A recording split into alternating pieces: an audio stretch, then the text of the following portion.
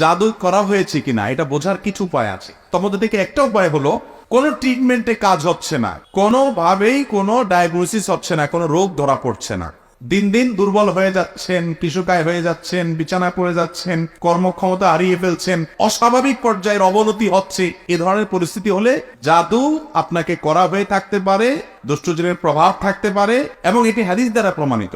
স্বয়ং আমাদের নবী করিম সাল্লাল্লাহু আলাইহি সাল্লামকে জাদু করা হয়েছে, বিভিন্ন ট্রিটমেন্টে তিনি সুস্থ হচ্ছিলেন না, তাকে জাদু করেছে একজন ইহুদি, তার নাম ছিল লাবিদ ইবনে আসম, তার চুল দিয়ে জাদু করেছে। আল্লাহ রাব্বুল আলামিন তার ট্রিটমেন্টের জন্য কোরআনে কারীমে সূরা নাযিল করেছেন, সূরা ফালাক, নাস, সূরা ইখলাস, সূরা ফালাক, সূরা নাস। এগুলো জাদুর বিরুদ্ধে দারুণ কাজ করে। সকাল সন্ধ্যা 3বার পড়বেন, আল্লাহ হেফাজত রাখবেন ইনশাআল্লাহ।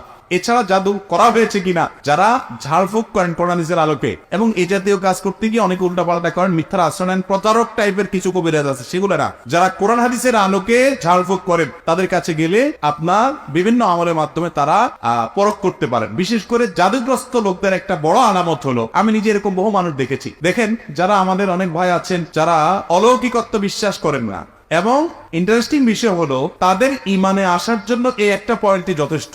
জাদুগ্রস্ত রোগী আমি জীবনে বহু দেখেছি, কোরআনে কারীমের আয়াত তেলাওয়াত করার পর সে পাগলের মতো ছটফট করতে থাকে, অর্থাৎ সহ্য করতে পারে না, অস্থির হয়ে যায়। বহু দেখেছি আমি, একটা দুইটা না, হাত পা শরীর বাঁকা হয়ে আছে। পৃথিবীর কোন বিজ্ঞান এটার ব্যাখ্যা দাঁড় করাতে পারবে? কোন বিজ্ঞানের ক্ষমতা আছে যে কোরআন আয়াত তেলাওয়াত করার পরে অ্যাকশন হচ্ছে তার সঙ্গে? কিভাবে সম্ভব এটা? জেনে ধরা রোগী, তাদের বাস্তব যদি অনেকগুলো আছে ভুয়া মানসিক রোগীকে জেনে ধরা রোগী বানানো হচ্ছে। সত্যিকারের জিনের উপদ্রব যাদের বাসা বাড়িতে হয়, আমার চোখের সামনে বহু ঘটনা আমি দেখেছি, জেনেছি। সেটাকে বিজ্ঞান কি ব্যাখ্যা দিবে? আল্লাহর কোরআন সত্য হওয়ার ব্যাপারে ঈমান আনার জন্য এই একটা পয়েন্ট যথেষ্ট। আপনি চোখের সামনে দেখলে বুঝবেন না। জাদুটা নাতে যদি বেঁচে থাকতে চান, নিয়মিত সকাল সন্ধ্যার আমলগুলো করবেন। আমাদের একটা ছোট্ট দোয়ার বই আছে, রাসূলুল্লাহ সাল্লাল্লাহু আলাইহি সাল্লামের সকাল সন্ধ্যার আমল। এটা আসুন্নাহ ফাউন্ডেশন থেকে আপনার স্বল্প মূল্যে বিক্রি করা হয়, বিতরণের জন্য ফ্রি, আপনার বিতরণের জন্য ব্যবস্থা আছে। এই বই সংগ্রহ করে সকাল সন্ধ্যা পড়বেন।